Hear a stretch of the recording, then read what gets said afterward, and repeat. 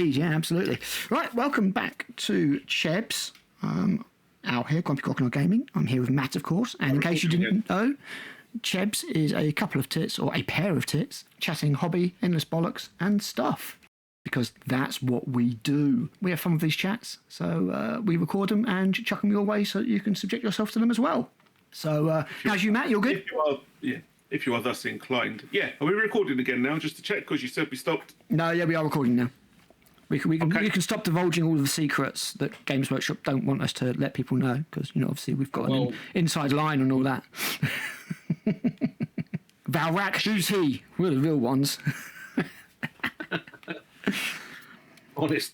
yeah, legit, honestly. I mean, to be fair, I could probably set up like a system and just go and look through the windows in Lenton if I wanted to. It's close enough. I'll be back in 10 minutes. I'll let you know what I can find on the windowsills. How much is a telescope anyway? Yeah. So, how you been, man? You all good? Played a game recently, didn't you? Yeah, not too bad. Yeah. Played Legions Imperialis. Absolutely proper loved it. Absolutely proper. Whooped some Iron Warriors, from what I hear.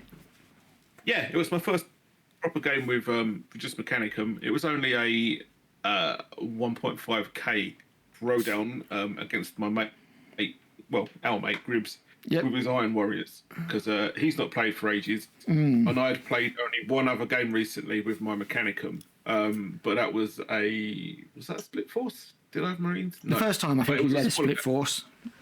No, I didn't. Neil did. It was a smaller game at 1,000 points.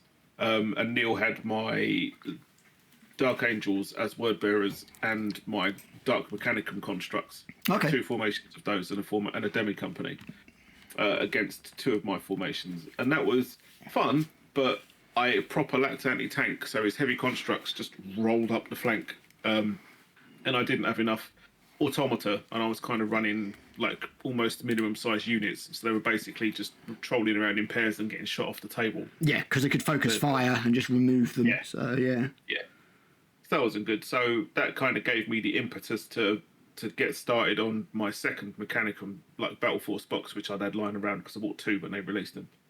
And then I've kind of doubled up all the automata units, so they're like at least 4, and it makes them far more hardy.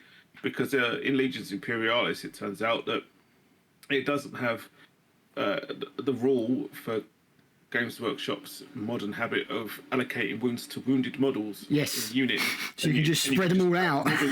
Yeah, you can spread them around, and then it means the whole unit of multi-wound models hangs around for a lot longer. Yeah, they got rid of that for a reason. Yeah, and thus gets the job done. Because I loved doing that in 40k.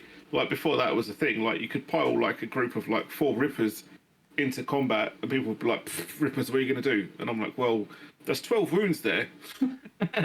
And they've got like what, 3 attacks each? No, 4. I think it's 4 attacks each and 3 wounds. Yeah, it's 4 attacks, 3 wounds. It's a pain in the arse because you'd be like, oh, that one's got 2 wounds left now, and that one's got 2 wounds left now, and that one's got 2. Yeah. Like, no, stop that. Yeah. Yeah. So like, if you put their combat effectiveness into a graph, like a similar sized unit of single win models would basically be a straight line. Lose a model, their attacks go down by 1, so their effectiveness drops. So, as you lose models, it's a straight line, like a diagonal line. You lose effectiveness, 1-to-1 with the models that you lose. Yeah. But with Rippers, it's just steps, because it's like 3 wounds, now I've lost. Yeah. 3 wounds, now I've lost. 3 wounds, and it's just they just hang in there a bit better. So I was quite pleased to see that in Legions Imperialis again, because it's not something that we'd really encountered in our previous games, because... and it only really cropped up recently because the automata are multi-wound, multi-model units. Right. And before that, where we were using Marines and their vehicles and stuff, most of the vehicles are a single wound, and so are the infantry bases, so it didn't really crop up. So, but that was very cool. I mean, I won. Jesus Christ. I won by quite a margin. But he'd not played for ages, and he put up a pretty good fight, considering he just kind of dropped in a smattering of stuff that he'd not used before, like tarantulas and rapiers and other stuff, to get a feel of how they played, so that in the future he can tailor formations accordingly to things that are useful or not. One particular delight was a unit of 8 Leviathans folding up the middle of the board, which I had to deal with. Well, yeah, it sounds like a delight. Yeah. Yeah, but I got there. They all got sorted. So yeah, it was a good game. Sweet. As always, it took us fucking ages to get through. Yeah, There was lots of looking stuff up. Yeah, it's always like that for the first few games, though, and eventually you'll start to get more familiar with it. So I mean, at least you're playing games, dude. I managed to get a bit of painting done, a bit of Battlefleet Gothic. Oh, nice. Good. You know, because everybody needs 16 Cobra destroyers. Apparently so. Yeah, I saw that. Carl was like, "The fuck are you doing with 16 of those?" And you were like, "They're cool." Well, considering that 5 did a first strike in our game that he never really recovered from, I can see why he got Forrest Whitaker eye at 16. But it's just because I was just printing off like because they're all 3D printed, so I was just printing off plate after plate of ships because they weren't all coming through, especially the cruisers. So I couldn't be if the cruisers failed, I couldn't be bothered to reconfigure the plate, so I just printed the plate again. So I just I remember saying. Ended up with 16 a whole bunch of extra Cobras. 16 Cobras. So yeah, that's good. I like Cobras, it's all good. So yeah, I got some painting done, but no gaming recently. I want to try and get some board games played with Kirsty, because I've had loads of board games fucking turn up this year that I've not got around to playing yet, but it's just time. She was working Easter Sunday and everything like that, so we don't get a lot of time. But yeah, now that everything's out of the way, hopefully we can get some games in and stuff, so that'd be good. Nice. Not much has been going on with Games Workshop since we spoke last, which was obviously last week. But we did get shown off some new Underworlds modders today. And I really like the Underworlds warbands. I always used to really like them. They're like 25 quid. You got a load of cards with them to play the game. If you say palette cleanser, you owe me a £5. They are a change from the normal when it comes to painting, because they're something a bit different. But these, I was really underwhelmed by. I mean, come on, GW. Like, have your sculptors ever actually seen a human face? Or in this case, sort of like anything approximating a human face? Because this is awful. This is really cartoony and bad, man. I mean... Those are 90s anime faces. Isn't it? Yeah, exactly. That's awful. And for the money that GW charge, I just think that should be a lot better models.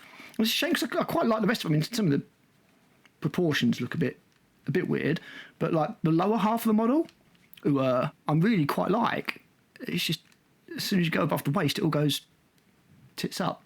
But you got that one, and then you got that one, and again the face is it's not great. It's devil faces at the moment. I don't know what's going on. What are you doing? Get the guys to do Necromunda to do it. Fine, though. I mean, this one, look at that. What's going on there with that face? Looks like she's got Botox. She can't move it.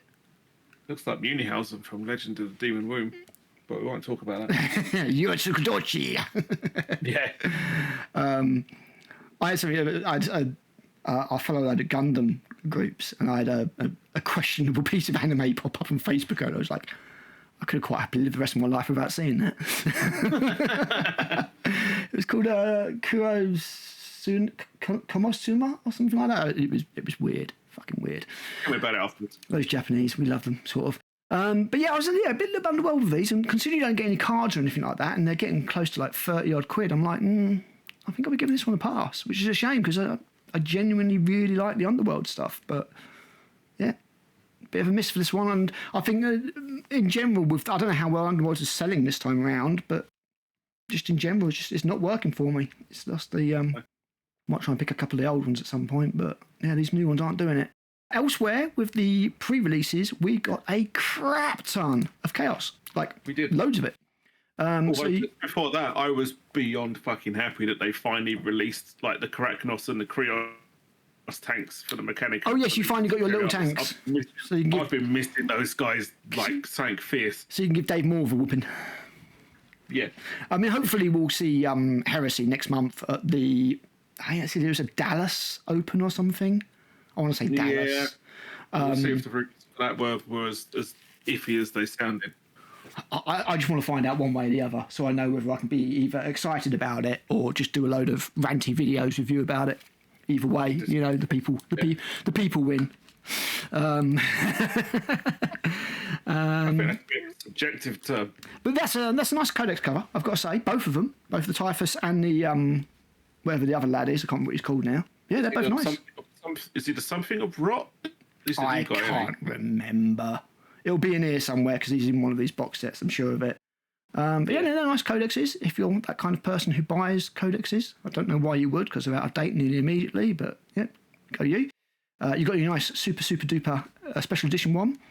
How much were they retailing for? Because the Emperor's Children's out, isn't it? Like 160 quid or something, aren't they? I don't know, because I want them, but I don't want them. I didn't look. I was like, if I don't look, I can't buy it accidentally on purpose. So yeah, that's fine. I know that they are proper nice. And the thing is, if that was a lore book and an art book, I'd be like, very tempted. As a rules book, I'm like, I can't be fucked. No point. They got their own battle force, which has got. Here he is. His name is Bernard. Bernard. Yeah, Pox wrought. No, the Lord of Poxes. There you go. The name of the set is the Pox wrought Vector. And I suppose if you want Death Guard and you want to spend 150 odd quid on that, I suppose it works. I'm not particularly impressed by it, if I'm being honest. These box sets are just getting smaller and smaller and smaller. This one's under 20 models. Yeah, I guess. And then they got a new Combat Patrol, which is even smaller, and it's got like a really, really old Chaos Rhino in it. Right haulers are great though. Those little back. I do love. I mean, I'm going to do a video about how getting rid of the. A little group. I want to see. I want to see all the easy to build stuff come back. I want those options. I think you should have cheap options for every army if you want them, and I don't know why they got rid of them. Or stop doing them at least. They did. Well, they're in that battle force, so. Well, yeah, I mean they are. But I mean, like the Redemptor, there was an easy to build Redemptor, and there was an easy build something else. I can't remember what it was now, and they're all gone. You can't get any of them anymore. Cheaper. I mean, but that's the good thing, that they're cheaper. You know, so you can actually build your army. So you've got the more expensive one. Because the thing is, the easy build doesn't come with all the weapons options or anything. So you've still got the more expensive one if you want to have it. But I just think that that's the trade-off. If I was a guard player and I was like, yes, every single squad is going to cost me 30 quid for 10 men, I'd be like, you're having a fucking laugh, mate. I can literally print myself like 60 guardsmen for 4 quid. Like that is a literal a number. I mean, absolutely bonkers. So why there aren't really basic, like a guardsman does not need to be all those parts. A guardsman could be a 2-part model or 3-part model, and nobody would give a shit because they get deleted by the bucket load. They don't need to be these super complicated works of art that you put together. But yeah, there you go. I mean, it's all right, I suppose. I don't really like Death Guard. I think they're a bit goofy, to be honest. The World Eaters one, I actually thought a lot of the Battle Force, I was like, it's got those bloody exalted 8 bands in it. Fuck that shit right off. And obviously the new model, because that's the only way you can get it. And I think he's goofy as well. I actually thought the Combat Patrol was pretty good, because that Demon Prince is a decent chunk of change. Are you feeling all right? Yeah, I know. I know that Demon Prince is probably one of the best models they've done in recent years. It's fucking great. I got one as soon as I could. They're Actually, like, what, 50? You got one in the Slave Dial set. I bought the AOS box. Yeah, I bought the AOS box just to get one. It was fucking great. They're like 60 quid separately? No, they can't be that much. 40? No, they can't be. Oh, I don't want to go on the website. Let's just say it's 40 quid. Let's just say it's 40 quid.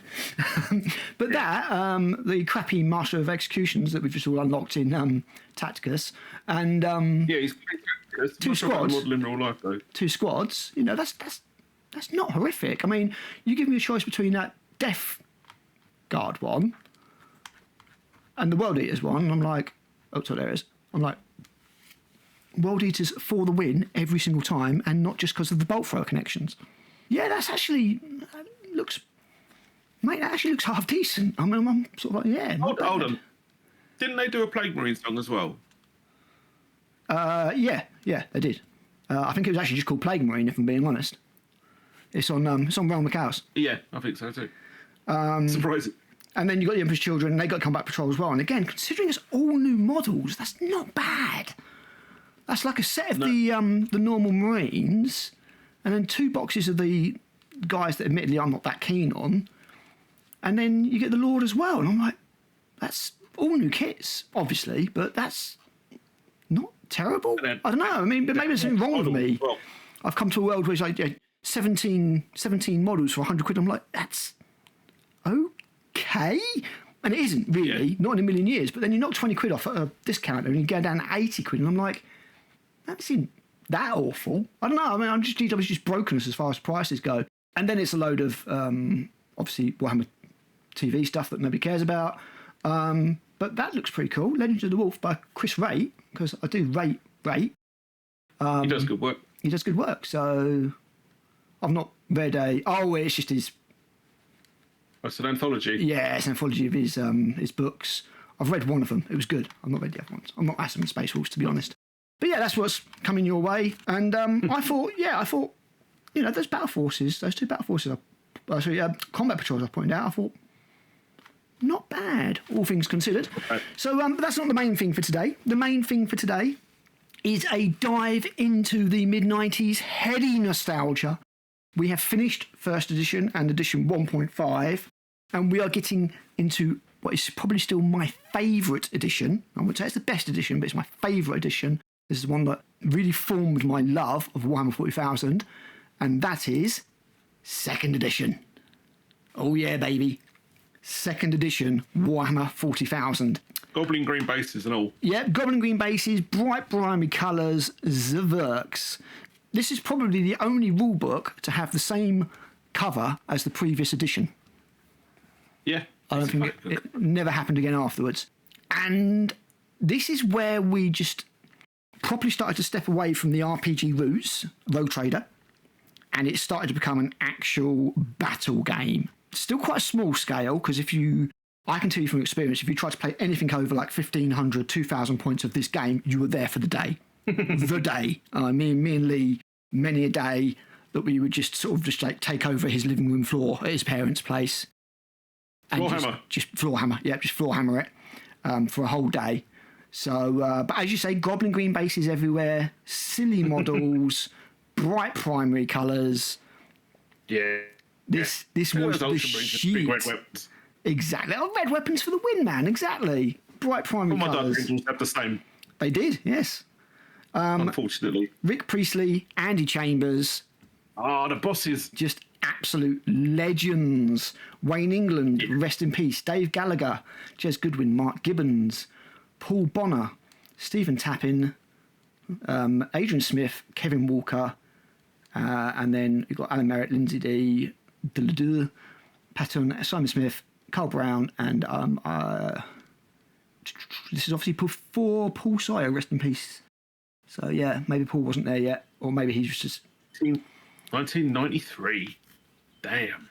Yep, and then we go 6 years with second edition till we got third edition in 1999, and now it's half of that. It's now 3 years between editions. That's right. This is the one with the card dreadnought. This is the one where you got the card. It was like a big standee. Yeah, you got the card dreadnought in the box. So you got. I'm pretty sure it does cover the models. So if we get into it, here you go. So you got the card dreadnought.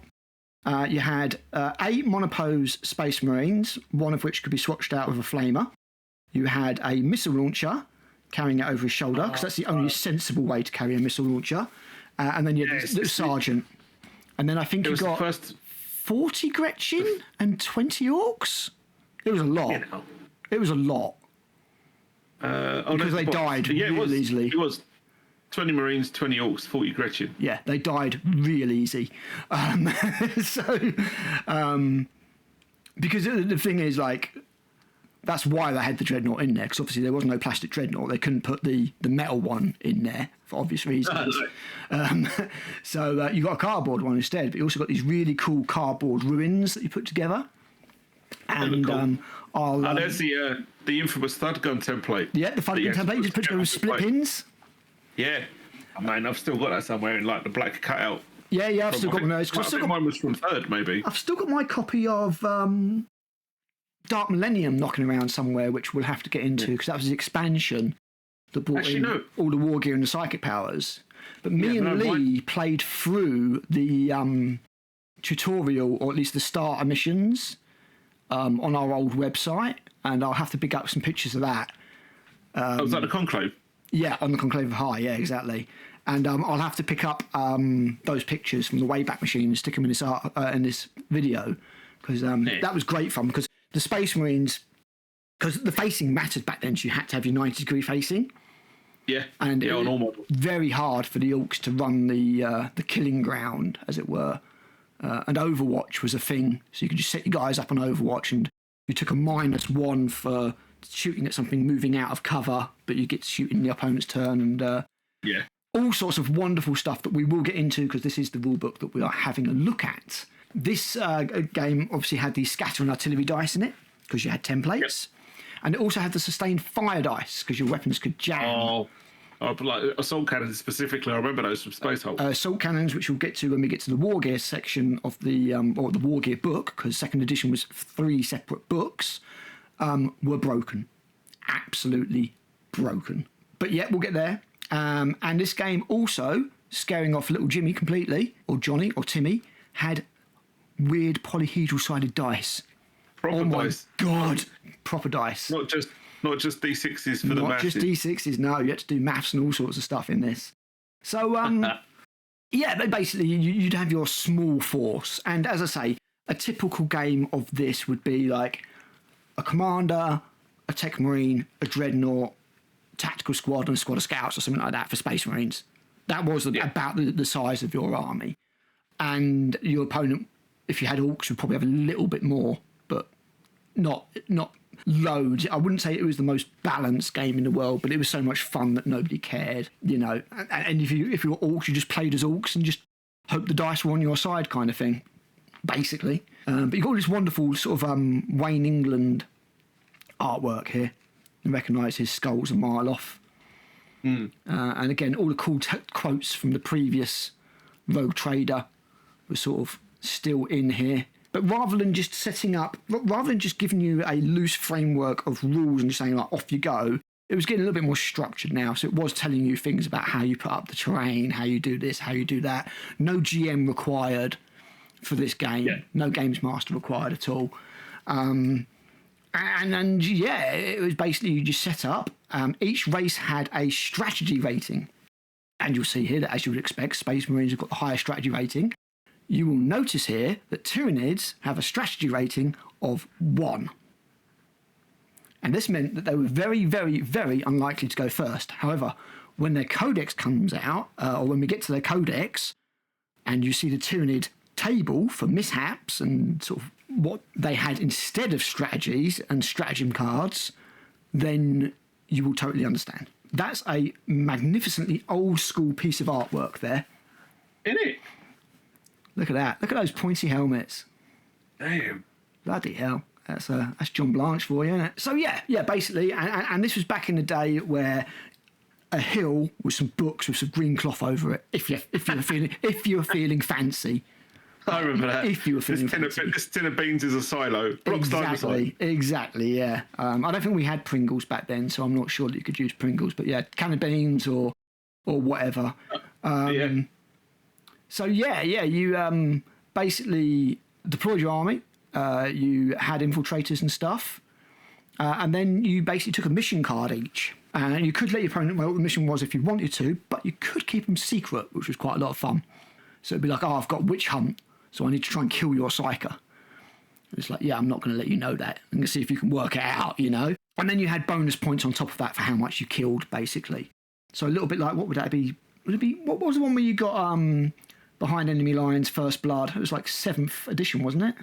It might have been 5th that it was introduced. Yeah, but it ran up to about 7th, didn't it? Because it was 8th that everything changed for the worse. Yeah. Another brilliant old school piece. Look at that. G-Cine Colts, man. Ah, that's so good. The original lot. Limo. Is that another Blanche? Yeah, it is another Blanche, I'm sure of it. Nice. Yeah, very, very cool. And then at the end, you know, the winners, whoever sort of whoever's got the most points, including the missions and stuff. The games lasted a long time, and we'll get to why they lasted a long time in a bit.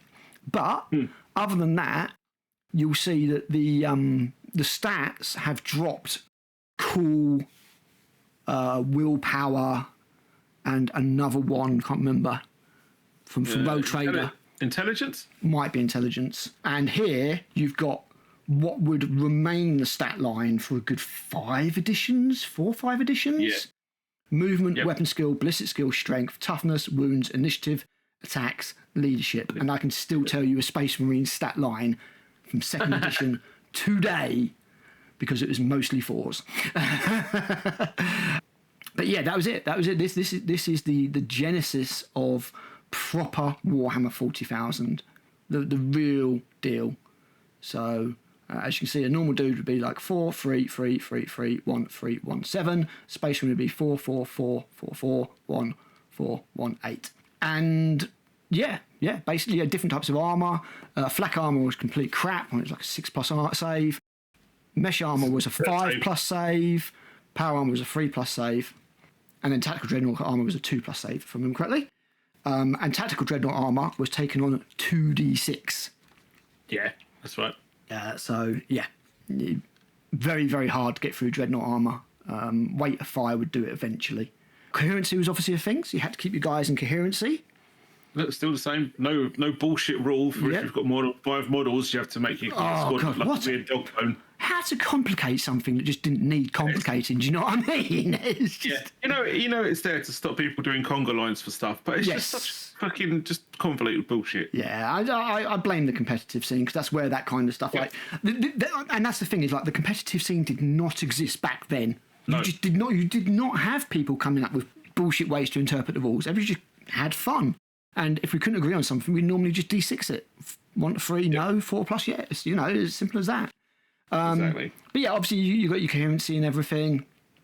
Cavalry rules. Your turn sequence would be had a psychic phase. So it'd be movement, shooting, hand-to-hand combat, psychic phase. Now the psychic phase for this version of the game was very basic. Dark Millennium would come in later, giving you all the psychic cards and the extra powers and all that kind of stuff, as well as a load of war gear, because there was only a very limited amount of war gear in this game. So the part of the game that turned it into Hero Hammer, where you'd have like a special character armed to the teeth with his dudes, came with Dark Millennium. So a very nice picture of Ragnar Blackmane there. That's Russ. Oh, it's Russ. Jesus. Yeah. Check the quote. He's actually a Primarch now. Yeah, I just got to the quote. He's no longer just Commander. He is Primarch. So I mean, the Primarchs was something that came in as we saw with the compendium right at the end of first edition. So they've just carried that on. You can see the bolters have reached their final style here. Yeah, it's Lehman Russ. My God. You know what? I've never actually seen that and noticed that was Lehman Russ before. Yeah, they have a little bit, but not by much.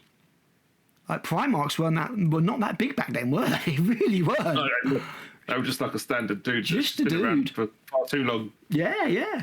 Right, so let's get stuck into the movement phase then. So as you'll have noticed, there was no 6-inch move or anything back then. I think Eldar went 5, and maybe Tyranids had 6. But most dudes on 2 feet were 4 inches. And I think squats might have been 3. They were. Little stubby legs. Bizarrely, Ogryns were 6 inches. It's like, hold on a minute. I thought they were supposed to be big lumbering brutes. Yeah, but they've also got a big stride. Yeah, same speed as Gene Stealer. Gene Stealers, yes. So Tyranids were 6. I mean, there was, when this came out, there was no Tyranid army. So when this rulebook came out, there was no... It was the White Dwarf Codex, I remember it. It had squigs in it. Squigs were the part of the Tyranid Codex. Yeah, so you just had Gene Stealer cults, because obviously they've been featured before. And as you can see, very few factions.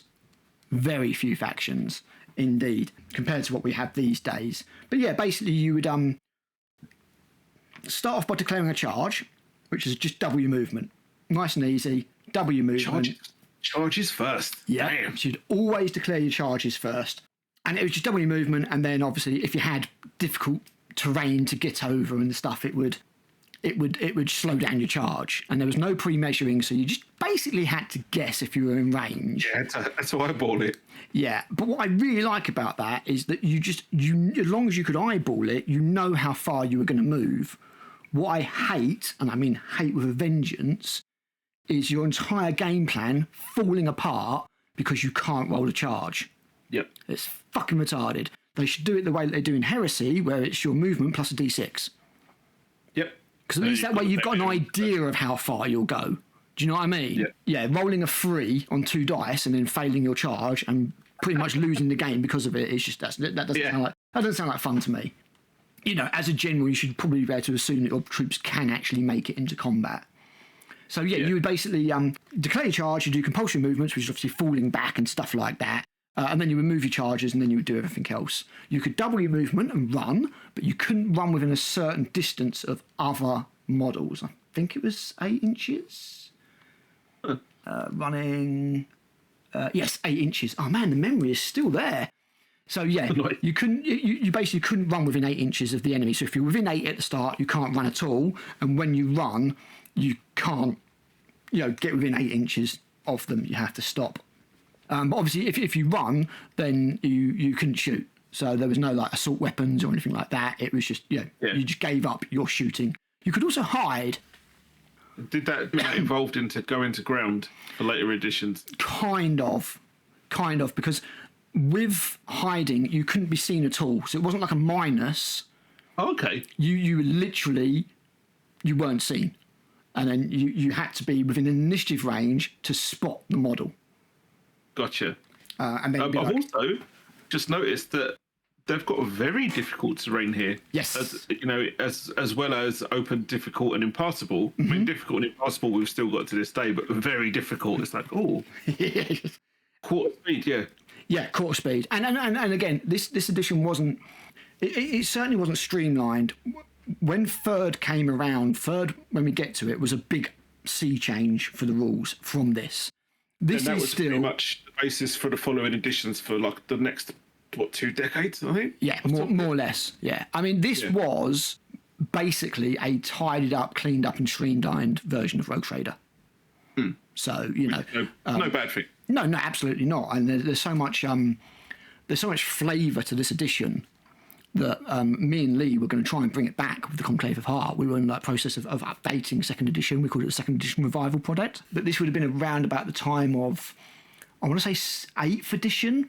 And 8th edition did such a lot of things that kind of brought back a few second edition ideas, like the psychic phase and things like that we were like, oh, okay, well, we'll won't bother doing it. And and it was probably more than we could get around to doing. So there's another classic piece of artwork there from Tyranid Attack, maybe?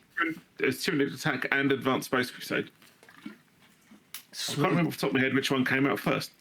When the models finally came out for the Tyranid Warriors, unfortunately, they looked a lot more goofy than that. Yeah, they were quite spindly with buck teeth. Buck teeth, yeah, exactly. But they were fine. The weapons looked cool. But the weapons were fine. They were sort of big, bulbous death spitters and stuff. And the bone sword. That's what I had, actually. That's what I had. There was no Devourers or any of the heavier weapons. Then it was literally just death spitters. For the plastics, they brought out metal ones, and they had Devourers, and they had barbed stranglers and venom cannons. That's it. But not the multitude of insane stuff that you've got now. And I see little squats here, a little bit of squat representation, looking very, very dwarfy. Yep. And then, as I said earlier, arc of fire actually mattered. You needed to be within a 90-degree arc. You couldn't. So if you moved, your heavy weapon couldn't fire if any of your dudes moved. So your heavy weapon was reliant on everybody standing still, basically. Kind of brutal.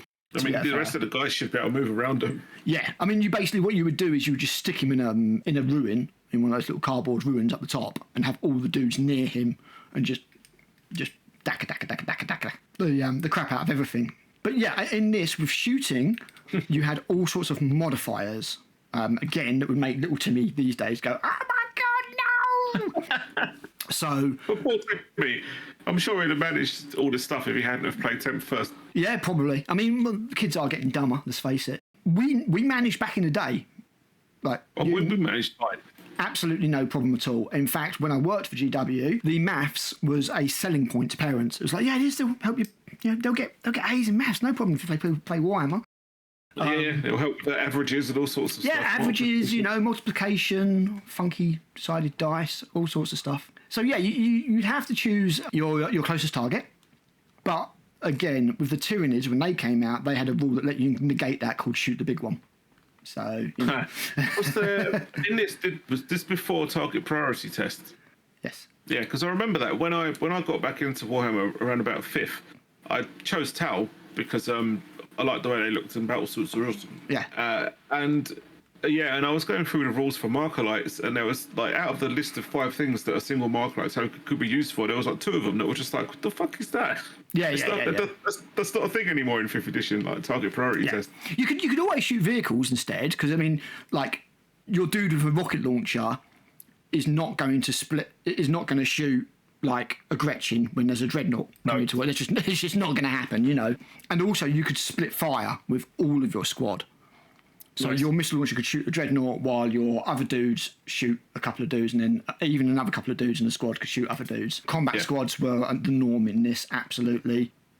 The split fire thing could slow things down a little bit, especially when they quite have different modifications and everything like that. And that's another reason why it got streamlined, you know, because you had short ranges, you had long ranges, and then you might have a -1 at long range, but you might, for a pistol, for example, might have a +1 at short range. So there's a fair bit to remember.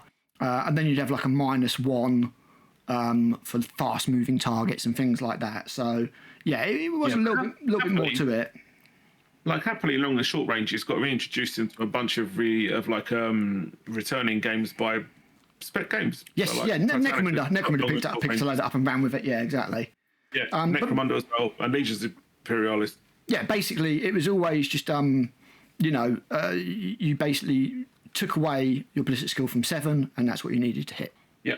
Simple as that. And sometimes you could hit impossible stuff, but you'd have to roll a 6, and then you need to roll on top of that something else to hit. I remember that. One's always missed, and Space Marines could rapid fire because they're special. Of course. Basically. And only Space Marines could rapid fire back then. Yeah. Once again, Chaos Space Marines, or the Chaos Codex, did not exist. That was actually one of the last codexes to come out for 2nd edition, if I remember correctly. Maybe even might even be the last one before Sisters of Battle. So yeah, my bad. Legions Imperialis doesn't have long and short ranges. It's just Titanicus and Necromunda. Makes more sense. I mean, I think Legion Imperialis is probably a little bit too granular with weapons as it is. But yeah, basically you had hard cover and soft cover. So if you were standing behind a tree, you would get a -1 to hit. But if it's standing behind a wall, then it would be a -2 to hit. It was too. Yeah, I've always been of the opinion that cover should make you harder to hit you, not give you an improved save. Yes. It doesn't make any sense to do it that way. Yeah, I always prefer it that way. The problem is when people start stacking a load of stuff up and it just got really ridiculous. Yeah, maybe. There was a game I played and it was against Tau, and their commander was -4 to hit. And I was just like, there's just no fucking point, is there? Because he'd stacked it all up. It was like he'd stacked up, I think it was shield drones and like he was in cover, and it was mental. You just couldn't shift him. Like, waste half your army shooting at him, and it's just like, nah. Should have brought more assault marines. Yeah, blatantly. Should have taken my fucking Necrons. Anyway. So, yeah. I mean, it's like on TV where you see people flip a table and then take cover behind it. And it's like, it's not because the table stops the bullets. It's because people don't know where you are behind the table to aim at and hit you. Yes, exactly the idea. And then that's why, I mean, although you had hard and soft cover in this, in Necromunda, you'd have like how much of the model was in cover. Yeah, would matter. Give you what, like a percentage, if I remember rightly. I don't know if it was percentage or if it was still based on a -1 to hit. I can't remember. Off the top of my head. It's been a long time since I played Necro. But I mean, Necro is just modified a version of this anyway. In all honesty. Yeah, even today. So shooting at rapid moving targets was -1 to hit. Shooting at very rapid moving targets, i.e., Eldar, was a -2. Shooting from a vehicle that was moving at a fast rate was a -1. But shooting at big targets was a +1. So, nice. Yay. Anything tank size, basically, not dreadnoughts and bikes and things like that. But big Tyranids, for example, Carnifexes were +1 to hit. Not that dreadnoughts are small at all, even back then. Well, if you took the cardboard one and put it on its side, it didn't have much of a profile. Well, yeah. That's Stanley. But as you can see here, like I was saying, pistols generally had a +2 to hit at short range, but the plasma pistol had a -1 at long range, you know. And then las guns, again, +1 at short range, nothing at long range, but had a long range. And as I said, you can get 7+ to hit, and then you need to roll d6 plus a 4, 5, or a 6. So very Yeah, rare, but if you're fine with 50 dudes, you might get a couple. Yeah, it was a 6, wasn't it? You needed to roll a 6, and if you got that, then you rolled a second D6, and then it was like 4+ or whatever. Exactly that, yeah. It's basically called 7+ to hit. That lasted quite a while. I think that lasted into like, what, 7th? But it did last for a long time, you're absolutely right, yeah. And then obviously once you hit your target, you have to damage it. Yep. And then you see that on here, rather than the bollocks of, yes, you can destroy a tank with a bolt gun if you just shoot it enough times, on this, it was just like, no, that's what the N stands for, no. So, again, it was quite simple. You basically, a las cannon might have been strength 9, and as you can see, right the way up until, its own toughness, you're at 2s and 3s, and then 5s. So I don't know why people can't work this out. It was basically 2 up until the one beneath, and then it was a 3, and then the same was a 4, and then anything higher was a 5, and then anything higher than that was a 6. I don't know why people can't work this out. I don't know why everything had to get Age of Sigmar'd. It's bollocks. Right, saving throws. As I said, saving throws, flak armor was a 6, mesh armor was a 5, power armor was a 3. You roll the dice. If you get equal to or greater, no problem. There weren't a lot of modifiers back in those days. As we can see from this table just beneath here, bolt guns had a bit of a kick, but there's nothing. Space Marines weren't too bothered. When you bear in mind that if you basically had a bunch of Space Marines standing in ruins, bearing in mind that most things were only hitting on 4s in the first place, you bump that up, especially if it's something like Orcs, they're only hitting on 5s, and then you need 4s or 5s to wound. Space Marines weren't too bothered, but an unlucky roll could see you lose Space Marines quite easily. Yeah. Oh, that's another nice piece of artwork. Presumably Lehman Russ again. That's lovely, isn't it? That's like a Blanche, isn't it? I can't be 100% sure on that one, to be honest. Yeah. It looks like Blanche. Yeah, I think it is, looking at the background. Look at that, it's a tank, or a fortress of some description, with a bloody Land Raider coming out of it. That's large. And a little cheeky land speeder at the top left. Yeah. Whee! And then, obviously you do, make your saves, take off the bad guys, blah, blah, blah, blah, blah, blah, blah. Hand-to-hand combat was where it got a little bit mad. Do you remember how hand-to-hand combat worked in 2nd edition, Matt? No. Right, so what you do is, and obviously you have blast markers, and if there's something half under a blast marker or 4+, everybody knows the blast marker rules. They could scatter and stuff like that. Grown-up stuff. Grown-up stuff, exactly. And even like the other thing is, like, even grenades could scatter. And again, this is where maybe it was a little bit over the top, and it took like everybody in a squad could throw grenades, and like you're like, okay, now I've got to scatter 10 fucking templates, and there was, don't get me wrong, it did take a long time. Another classic piece of Deathwing artwork there. Oh yes, that's from Space Hulk as well. They're definitely an expansion, funnily enough. And then you had sustained fire dice, and if you rolled jams, then you couldn't fire the next turn while you cleared the jam. And if you rolled all the jams, then your weapon just blew up. Yep, it kills you. Which was fun. Overwatch, because it doesn't look like we're getting to combat yet, so we'll get to that in a sec. Overwatch was basically you would find your opponent's turn. Overwatch has been in the game many different times. In this one, it was particularly brutal. You would just put your guys in Overwatch and then kill shit as it ran towards you. Orcs didn't like Overwatch. The only thing that really worked quite well was that you would you get a minus if they were coming from cover. So you just basically planned on that trying to save you, or if you were heading into cover. But if you stayed out in the open, then you would just be gunned down. You could shoot at things to put them out of Overwatch, because covering fire makes sense, it's a thing. But because they were testing on leadership tests, again, good luck getting Space Marines out of Overwatch. Hand-to-hand combat. So, the way hand-to-hand combat worked in the old days is you roll an amount of dice equal to your attack characteristic and add your weapon skill. Okay.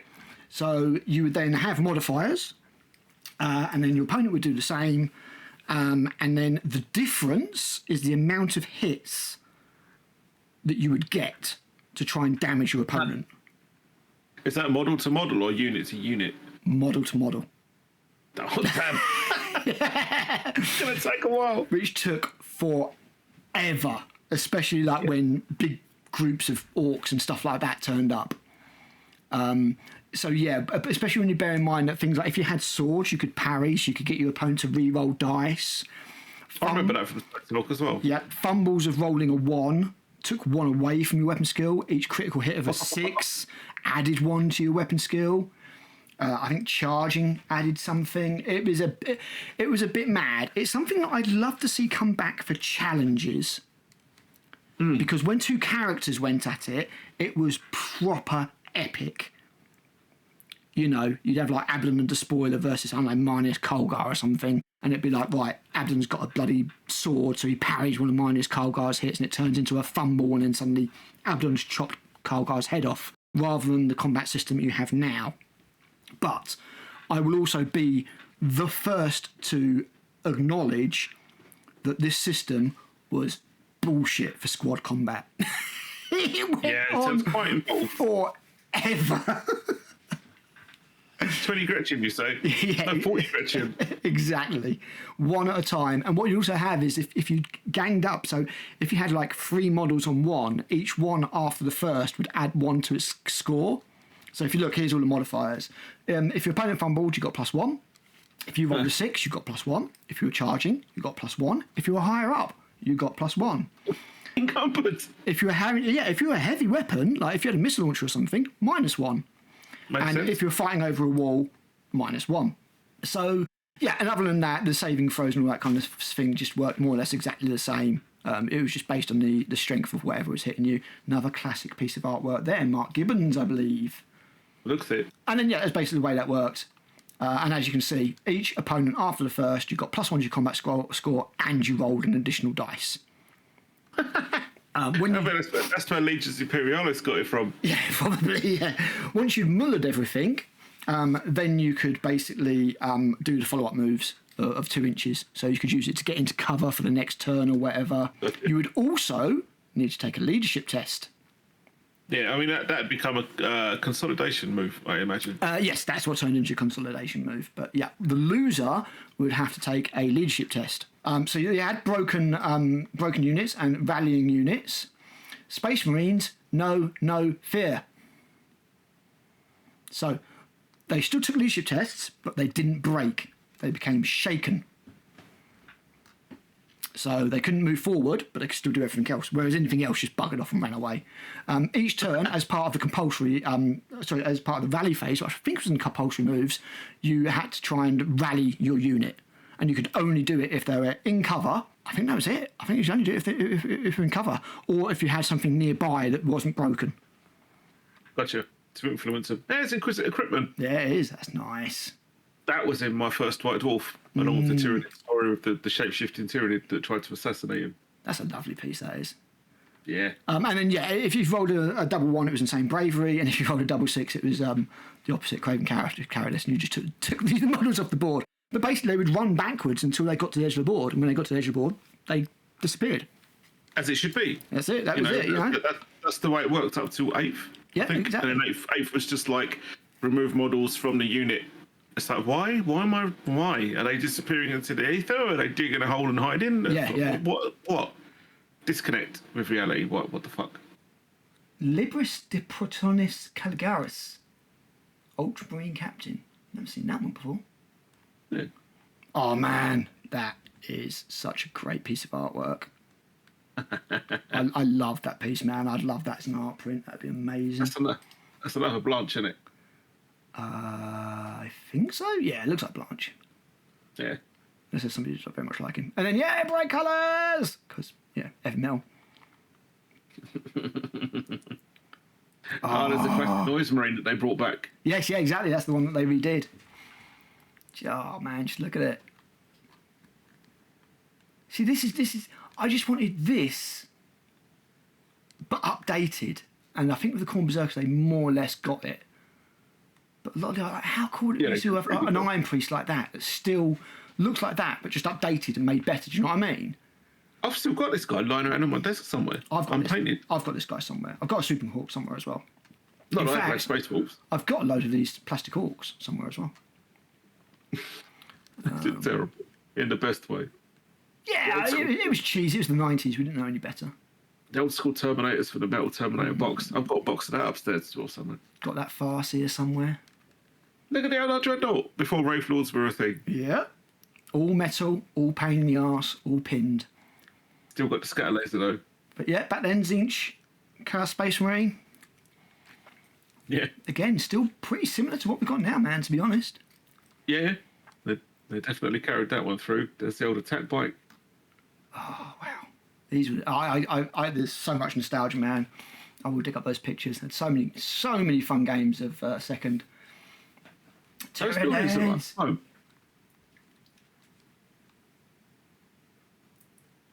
Notice what's missing from the Tyrant army? Dark colours? Hive Tyrants. Yeah, they weren't around then, were they? No Hive Tyrants.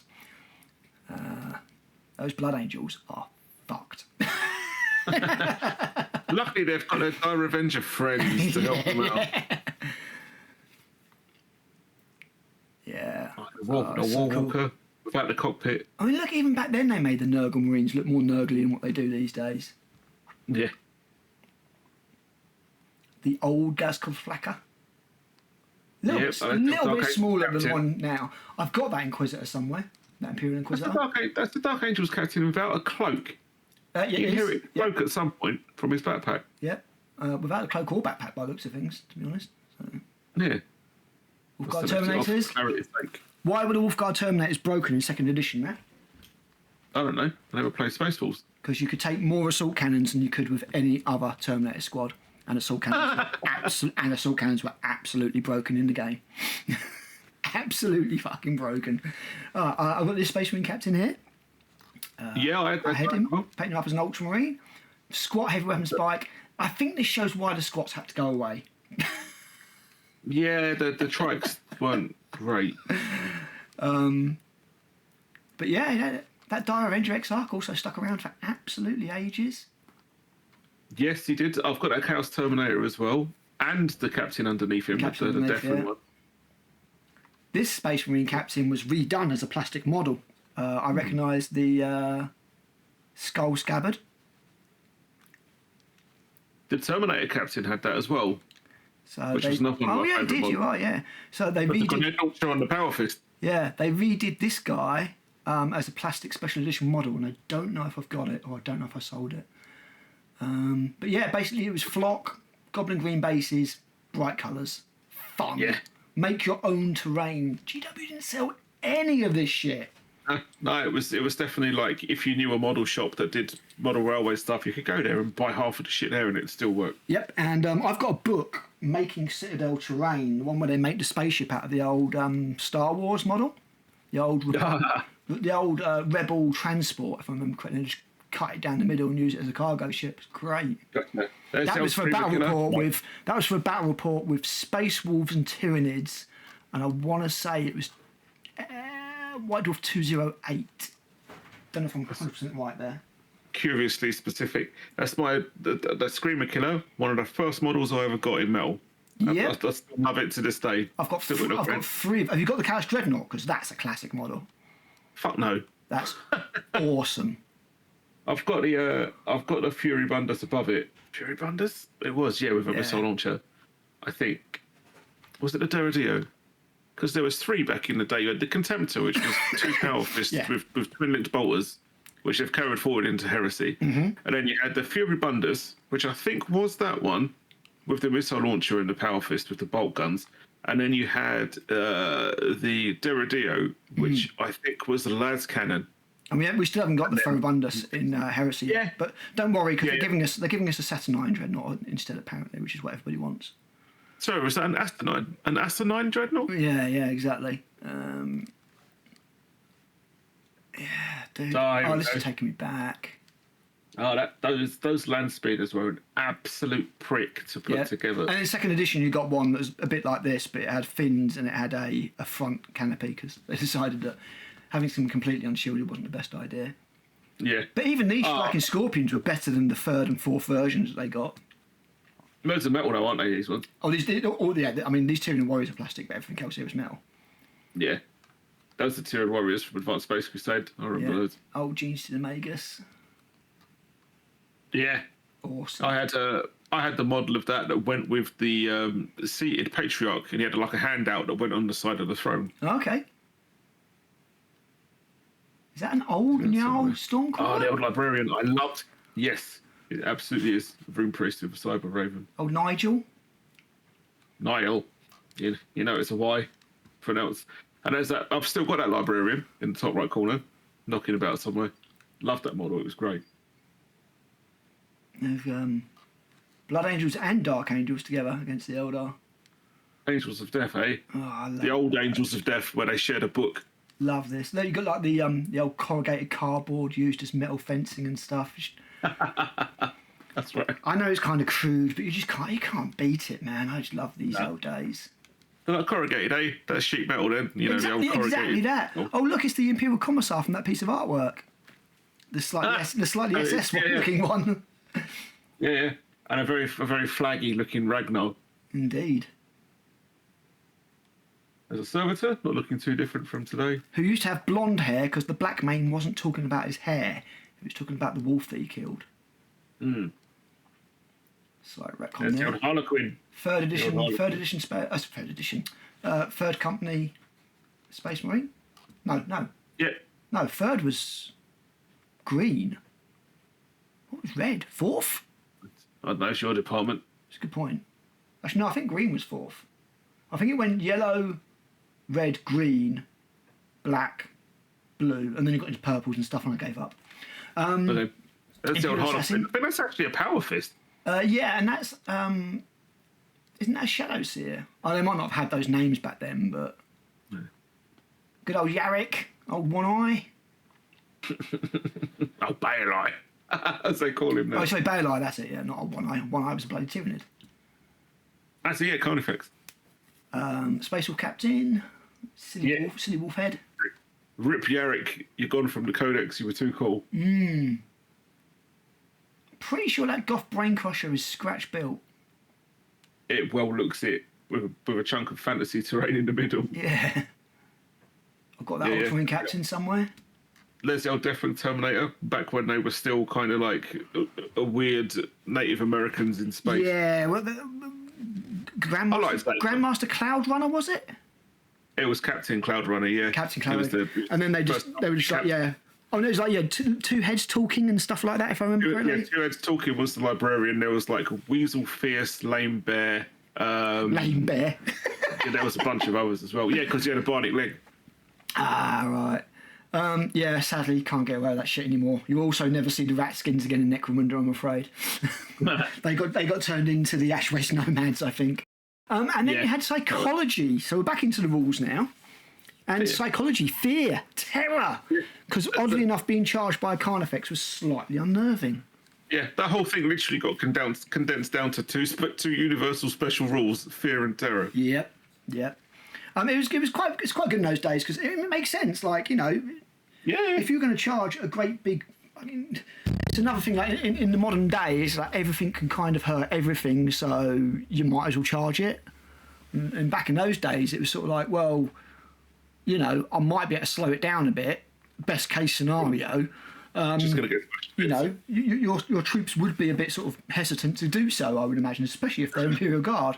So yeah, you had to take a fear test to charge stuff. You know, you got a guy saying, you know, charge that Hive Tyrant to his guard squad. They're like, you fucking what, mate? Yeah. Sorry, you want me to bayonet that thing's the size of a bungalow? Yeah, exactly. I think not. And then on top of that, you had terror, which was, you know, really bad, and just being round them would be bad. Yeah. And it was like, I'm not charging it, I'm going the other direction. Bye. So yeah, you know, and obviously, you know, if you were a big critter at the same time, you wouldn't be scared. But then you had like the scale where things that cause terror don't cause terror to things that cause fear. They just cause fear to things that cause fear, and things that cause fear are immune to fear. So you had the balance of scale there. But you also had stupidity. Did someone say Ogrin? Yeah, you don't have that anymore. No, that's gone. Strange enough, you cannot shoot weapons or use psychic powers while you're suffering from stupidity. Yeah, in fact, I don't remember that being a thing at all. Stupidity? I'm pretty sure it was on Ogrins, if I remember correctly. No, I mean after this edition. Oh no, it's out the window. So did most of the grenades, because I don't know if they're in here or in the war gear section, but you had like Tanglefoot grenades and hallucinogen grenades and all sorts of an shit. exhaustive list. Indeed, another great piece of artwork there. Look at that. That is fucking great. Missionary, I think that is. I don't think that's John Blanche. I think it's somebody else. Yeah, it doesn't quite look like a Blanche. No, it doesn't. But yeah, frenzy and hatred. You know, most races hated somebody. Makes sense. I'm pretty sure Ultramarines had a hatred of Tyranids, oddly enough, after the Battle of Crag. And then you had frenzy, and frenzy was nice because you had to charge the enemy. You had no choice. Over grumpy. Yeah. So basically, I think this was. I think Blood Angels might have had frenzy. Can't remember for sure. But when the Angels of Death Codex came around, I think probably not all Blood Angels, probably just Death Company. Yeah, makes sense. It was like, yeah, no choice. You are charging regardless. And maybe something like Blood Claws as well might have had frenzy. I can't remember. I'd have to have a look. We'll find out when we get to the codexes, because we will do all the codexes in turn. Cool. And then you had heroic characters, because if nothing else, this was Hero Hammer. Yep. You would always have a couple of good heroes. And yeah, there's still... It wasn't quite as free as the previous one. They were doing more of bringing special characters in. I think the Ultramarine Codex, which was the first one out, had 4 special characters in it. I would say it was Calgar, Cassius, Tigurius, and oh god, which one am I missing? Calgar, Tigurius, Cassius. That might have been it, actually, thinking about it. Yeah, I can't help you there, sorry, man. I haven't got it to hand. That might have been it. I'll never forget that Mark Gibbons piece of Calgar just fucking snarling as he's blasting away. Great piece of artwork. And then you had your Psychers. So yeah, basically you would you join the leaders to squads back then to give them a bit of a boost. And that was something that also stuck around in Warhammer for a long time. Yeah. You know, until you got to the stage where people were just using it for bubbles. And then it just got a bit stupid.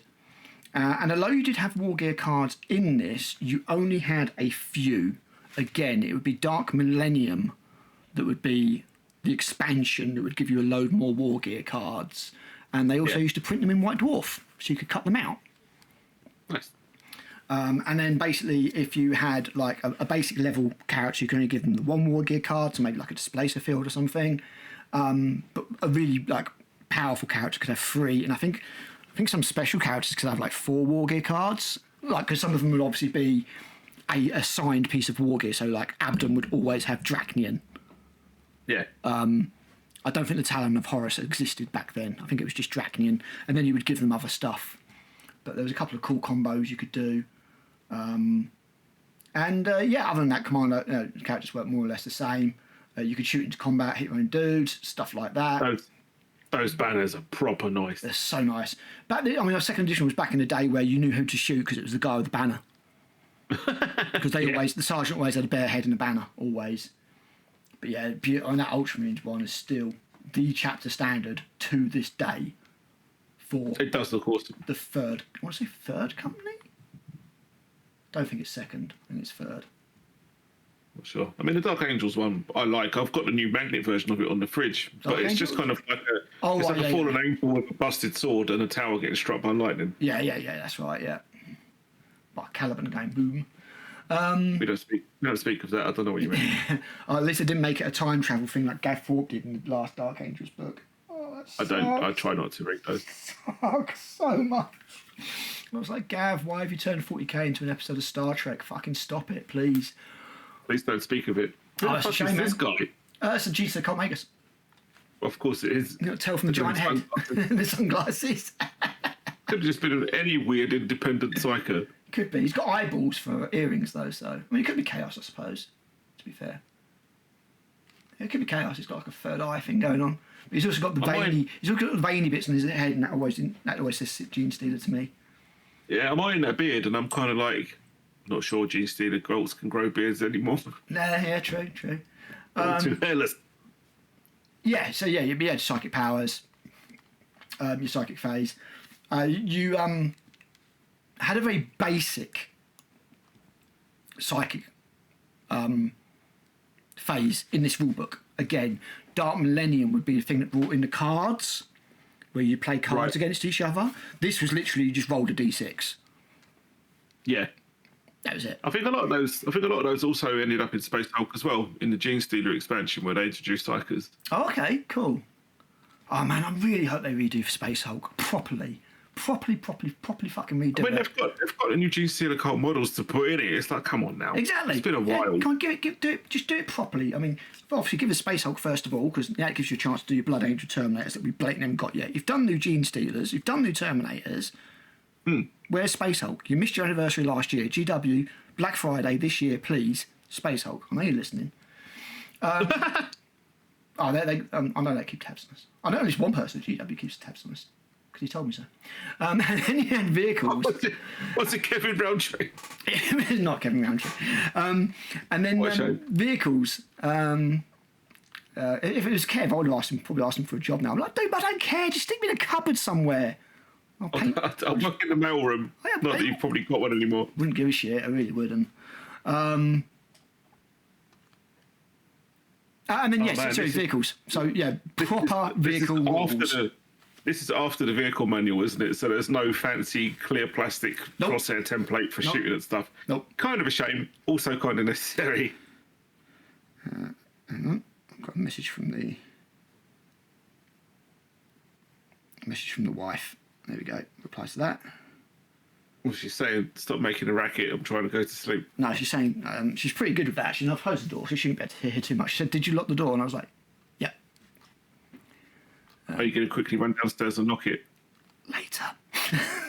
I am actually pretty sure I locked it. Right. I can be absent-minded now. It's like when you go out and say, "Did I leave the oven on?" Because I've done that as well, including the stove. Like that Marvel DC Comics thing with Batman. Isn't there someone's like Superman's funeral and Batman's there in the background? Like, did I leave the oven on? So yeah, you had movement for vehicles. You had turning for vehicles. You had a turning template. You had to turn. I remember that. That was still like a leftover from Rogue Trader, wasn't it? A turning radius. Yep.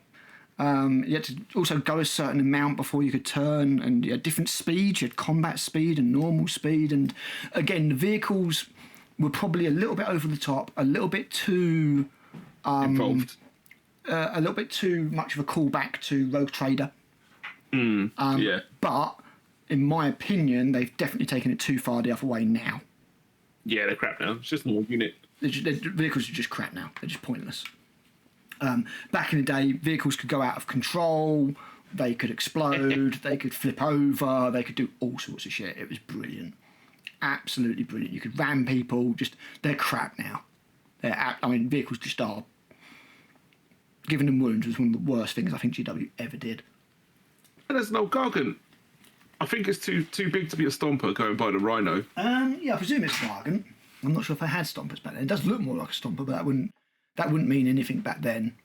No, Gargants looks pretty much the same. They were like a jelly mould with feet. Yeah, you had Gargants and Mega Gargants, didn't you? And the Mega Gargants were the massive things. Yeah, some of them had a belly gun, but they definitely had like arms and extra guns and whatnot. Yeah, exactly. There's a Blood Angel Rhino having a very bad day. It is, yeah. So yeah, I think we'll do a video one day where we do all the vehicle rules across the years. That could be fun. That would across be fun. all the different editions, and then sort of see which ones we thought were the best. Well, we'll do them all. We do get right from stock. We'll be like, this is 8th edition. It's not worth covering anything after this. There weren't any vehicle rules after this. Yeah. But yeah, that'd be quite a fun little video actually. I think to see how it's changed over, because there was a lot of changes. Because obviously you had the location tables of this, and then it changed to just a normal damage table, and then you had hull points come in and all that kind of stuff. So there has been a lot of vehicle rules over the years. I mean, and then quite an interesting little thing to do. Structure points for super heavies. Yeah. I remember that from the first edition of Imperial Armour 3. Yeah. Like the Talos campaign, and I was kind of like, what the actual? So this is interesting. Yeah, we'll do that. I'll write that down somewhere as an idea for a video for the future. That'd be good. And obviously, you have different armour facings, and you'd always want to try and shoot vehicles from the back, basically. Always.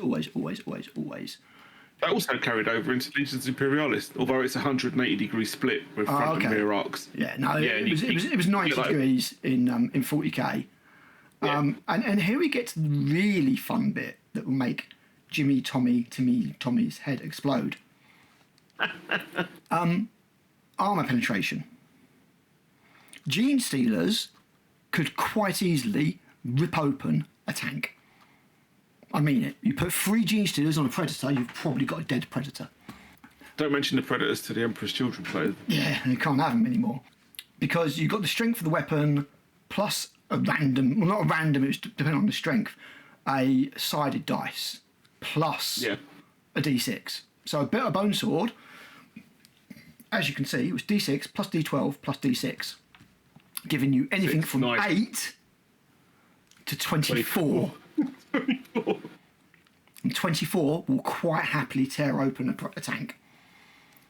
So quite swingy, and it's fairly swingy with different weapons, as you can see. But as you can also see, an auto pistol, D6 plus 3, wasn't going to do jack shit to anything. No. I mean, to be fair, like, that's not necessarily inaccurate. Like, if you've got a tank that's moving past you at a fair rate, if you've got a bone sword and you smack it with it and like give it a bit of a lean on, you're probably going to get a different result each time you try it. Yeah. Depending on, where you're going to hit the tank and whether it's actually going to bite into it. It's all about averages and stuff. I mean, as you can see, the melter gun was 2d6 plus 8. So anything from 10 to 20, but 10's guaranteed to penetrate a land speeder, or the back of a rhino.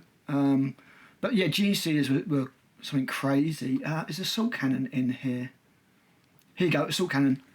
D6 plus D10 plus 8. For each shot on 3 sustained fire dice. So you could get that up to 9 times.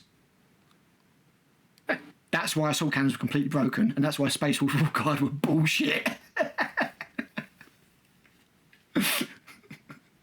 Absolutely bonkers. And then just basically, there's the weapons went under that. Weapons are there. Nice.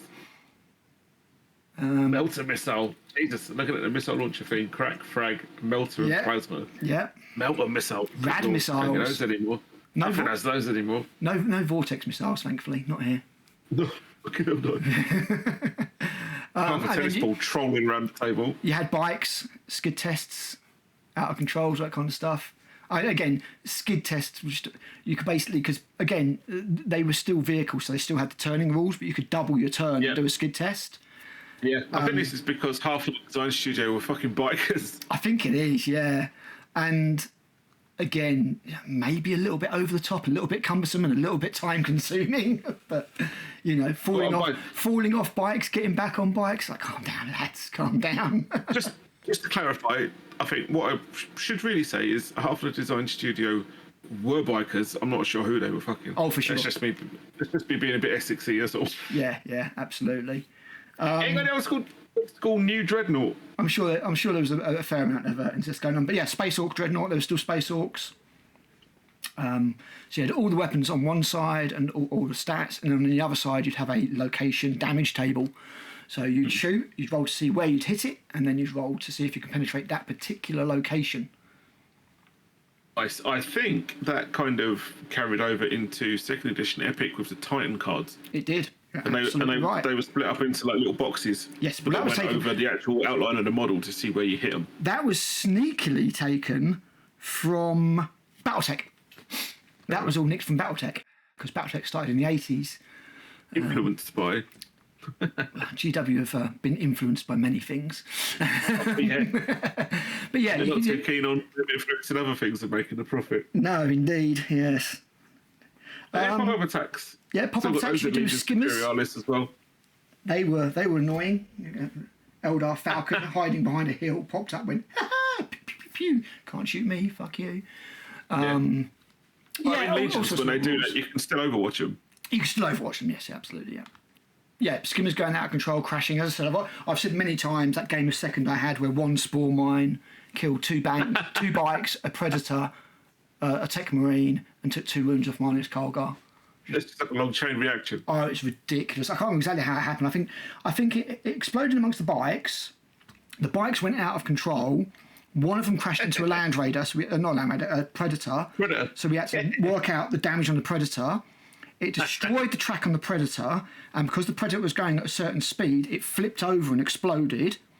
And the explosion killed a tech marine and took 2 wounds off minus Colgar. I think that's the way it happened.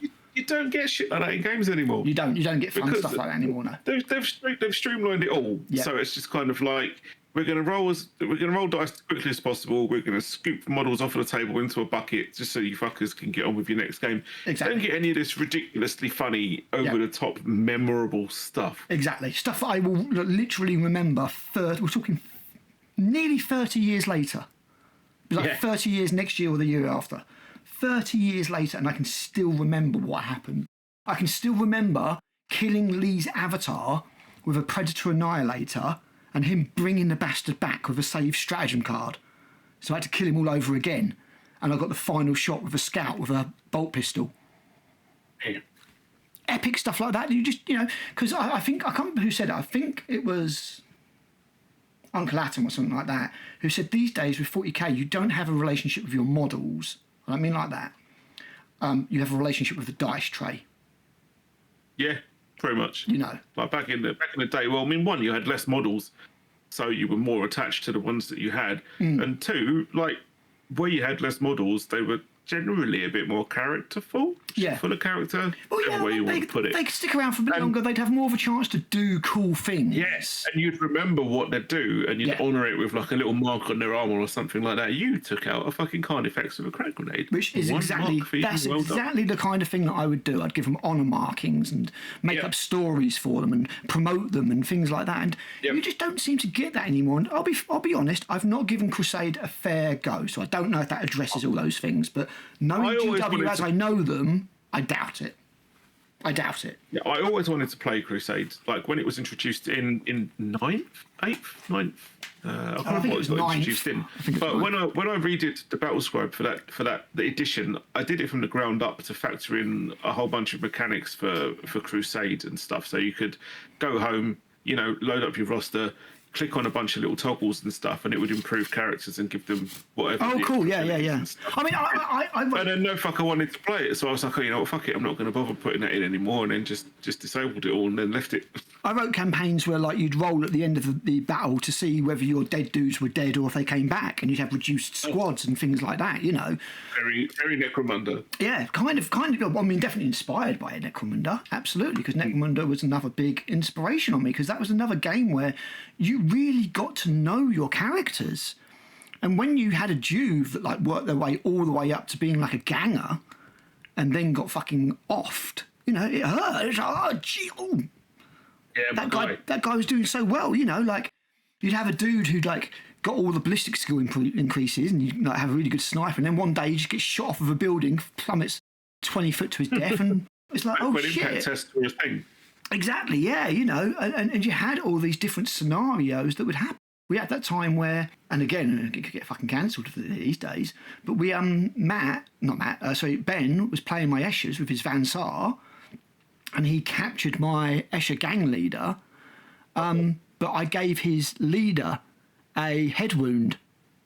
Because he rolled for wounds after the game, so I took his leader out of action and rolled for a head wound, and he said like his leader went a bit mad and nicked her corset. And he's going to model him up with a corset and have him like cross-dressing and stuff. So when I went to rescue my leader, I was just like, is that my leader or is that is that him? Which one of you am I taking with me? Exactly. And it was fun stuff like that. We were teenagers or whatever. It was fun. Rob Fawkes took his Eschers, decided that their tits weren't big enough, and sculpted green stuffed tits in them. Lord. He was 15. It was good sculpture as well. There's a few. It sounds like he was 15. It's just like there was fun back then, and I don't know. I just don't see it now. Now it just feels like such a product. It was all less constrained back then. Yeah, like life in general, I think. And again, there's another video that I want to do at some point. Is like, is GW killing creativity because the kits are less modular? Like you can't mix kits as easily these days because of all these weird jigsaw puzzles and stuff. They don't encourage you to build any terrain or anything like that. They sell everything, you know. Yeah. And even in the game, there's no creativity. My Tyranid army, like I said, I put my Tyranid army together in Excel, and it's the most depressing thing I think I've ever done in the game. You know, 10 termagants, that many points. 3 Tyranid warriors, that many points. No extra weapons, no biomorphs, no nothing. And they're meant to be the most adaptable race in the game. Yeah, it's bollocks Fucked now. it. Absolutely fucked it. And this is why I loved second edition, because all this mad shit could happen. This guy could fire this rocket launcher and Look at that. miss. I do not remember scattering inside buildings at all. This is fantastic. Yep, scattering in buildings, all sorts of stuff. And as I say, it's I'm not an idiot. I know that second edition was a cumbersome, slow game to play. It really was. I think the official term was unwieldy, but awesome. But it was so much fun. And even when, like, me and Lee replayed it many, many years later, again, probably still about, I mean, Christ, he was in his first flat. So probably, well, the first flat he bought. So probably still talking about 8 years ago now, when the Conclave of Ha was running. And even back then, it was like, yeah, this is so much fun. It's such a different game.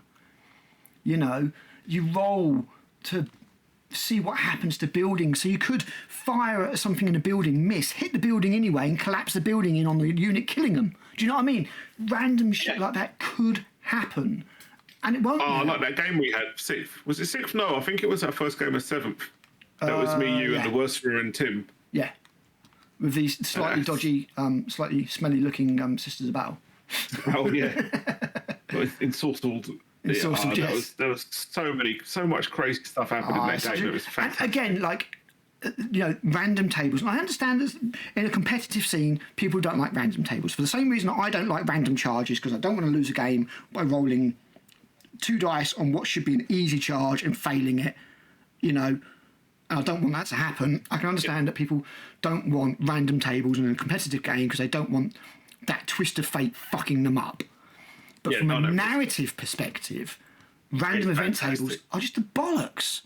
They're so good. What was it? You had a guy who turned into a herald and then just next turn just disappeared or something, didn't he? I can't remember. Yeah, that absolute little bastard. It was the only cycle that we had. It was my Spirit Seer with the remnants of my Wraithblade squad, which chopped up your Terminators and Chaplain. Yeah. And I was all victorious, and I was like, you scouts in that building, you've plinked the last wound off of our Wraith Lords, you sons of bitches are going down. And then the Chaos table, the Warp Storm table in the next turn, killed my Spirit Seer and replaced him with a Herald, which netted you guys the Slay the Warlord immediately, and binned off my only HQ and our only Psyker. And then he killed a bunch of my Wraith Guard himself, Wraith Blades. I tried to kill him back and failed. And then the next turn, he just got sucked back into the warp. Yeah, that's right. Yeah. And I was like, the actual God fucking damn it. Easy come, easy go. Such are the fickle ways of the Chaos Gods. Yeah, it was such a fantastic game. It was a great game. It was a great game. And another one that, again, I mean, it's been probably 10 years. And it's you know, it's going to be more than that you're still going to remember that game. So it's still there. Yeah, your Trolley Whirlwind scattered and killed a bunch of Plague Bearers. Did more damage than I did. The machine spirit saw through the visage, the glamour. Yeah. Hold on a moment. These aren't Sisters of Battle. Take them out. And the gunner's like, wait, no. I mean, I would love to know what exactly the Space Marines thought the Great Unclean One was. It's like a canoness, don't say anything. She's a bit on the chubby side. Don't fat shame. Leave her be. She gets mean if you call her fat. What the hell is up with that penitent engine? Yeah. It absolutely stinks. And it's making a very weird noise. But yeah, it rolled up the entire flank. The entire long table edge that I deployed on. An entire Eldar army run away from this Great Unclean One. My striking Scorpions just took one look at it and were like, no, we were supposed to be infiltrating across the table and into the buildings to hit the Space Marines there. Unfortunately, this deep striking blob of disgusting flesh with a giant cleaver and fucking iron arm and warp speed just to make it the killiest thing in combat ever. And then you put some Terminators in front of it and they just... Tim dropped in a squad of 5 Terminators and it literally just speed bumped over him. It gave no fucks whatsoever. And and there was an ongoing combat over on the right side of that long edge with some plague bearers just chopping up the last of the Space Marines. I desperately charged my fleeing striking scorpions into them to help out. They did next to nothing with a whole bunch of shitty dice rolls, and then just got absolutely blapsed to nothing when the Great Unclean One caught up and sandwiched them between the rest of the plague bearers. And I took my standard objective holding army, and then we played a game that had no objectives. So objectives, yeah, that was a fun roll. What were we doing? Oh fuck! Because that's what we did. Because it was like my old R were supposed to be grabbing objectives, and Tim's Marines were supposed to be holding them, and it was like, oh, we've got no objectives. I had the scouts. Because if you go to ground with them, you've got like a 2+ save or something. It's ridiculous. Because of the camo cloaks, yeah. Exactly. So you're just sitting on an objective and just go to ground and go like, yeah, good luck. Yeah. Good luck deleting me. It's going to cost you a lot. And then my dreadnought and my whirlwind would lay down suppressive fire and stuff, and it all went out the window. And I'd normally do like a deep strike with my chaplain and terminators that would normally delete nearly anything, and this game spectacularly failed. And I made the mistake of taking a storm talon that I hadn't painted. It turned up. I saw cannon to my wave serpent, scratched the paint and did nothing else. And then the only missile launcher that we had with flak missiles fired one shot at it and hit it, blew it up straight away. It did nothing. Came on, made a noise and blew up. Blew out of the sky, yeah. Which was fantastic. That's why there was so much funny stuff in that. And like that plague bearer blob with the Marines and the striking scorpions, one Marine survived it. Yes. Last Marine, and he fled back to our table edge. Just about stopped, like an inch away from our table edge. Rallied, was like, right, let's get back into it then. I'm the last one here. I need to make a difference. And then, like, the Warpstorm table with She Who Thirsts and just went, boom, just plucked him from the table and killed him. And I was like, oh, well done on that recovery, but you're a goner anyway. Fuck you in particular. Tim the Unfielder, yeah. No, it's epic. I saw him. He was at Salute with Cole, cool. But apparently now he goes to like the LVO and all sorts of stuff, and he no longer unfields. He actually fields things. So that's into proper. One of them. And then the book ends with a bit of designer notes, and I just wanted to say this bit here. On a final note, we'd like to say just one thing. Terrain! Warhammer 40,000 is a game of position, where cover is all important, and the correct use of walls, woods, and other terrain will enable you to win the game. This means that the way you set up your tabletop will seriously affect the game plays. The way the game plays. We always use lots of hill terrain, woods, ruins, and so on. We always make sure there is enough cover to fight over. Technically, advanced armies don't fight in the open at close ranges. The weapons are just too deadly. Now, if I read this kind of thing these days from GW, it would come with a link to buy terrain. We sell just the thing for that. Exactly. And back then they didn't sell it. No. They didn't sell it. You made your own. You know, your cactuses was a what was it? A polystyrene ball with cocktail sticks in it, sprayed red and green. Yeah, that's right. You know. Yellow cocktail sticks. Yeah, exactly. It wasn't. It was just a different time, man. They were selling stuff, but it just wasn't the same. It wasn't the same. It still felt like a game and not so much like a product. And then you got your obviously cheat sheets. What anti-Timmy tables? Which were quite important back then, to be honest, because there was a lot to remember. Sucking faces at the end. But yeah, it was all good. All good. And we'll get into the other books. Not tonight, I don't think, because we're getting on. I don't think we've got time to get through. Yeah, it's like 20 past 11. We're going to turn to a pumpkin in. They're all about 100 pages each, so it's not worth getting into the others. But that is the second edition rules, a trip down memory lane, which I have thoroughly enjoyed. I loved this game. It took ages to play, it had problems, but it was so much fun that I just didn't fucking care.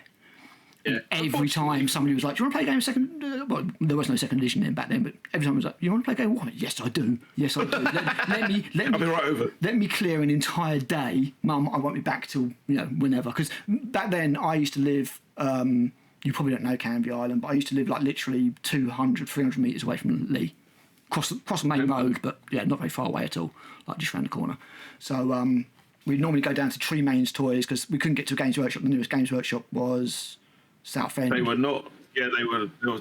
There was not as many of them as there are now. So we buy our stuff from Tree Main Toys, who They carried a modest selection of boxes, not much. If we wanted anything made of metal, though, we need to go to the gallery in Basildon Eastgate Centre. Oh. And one of the gallery shops was like a geeky, skatey type shop. You know, it was the 90s.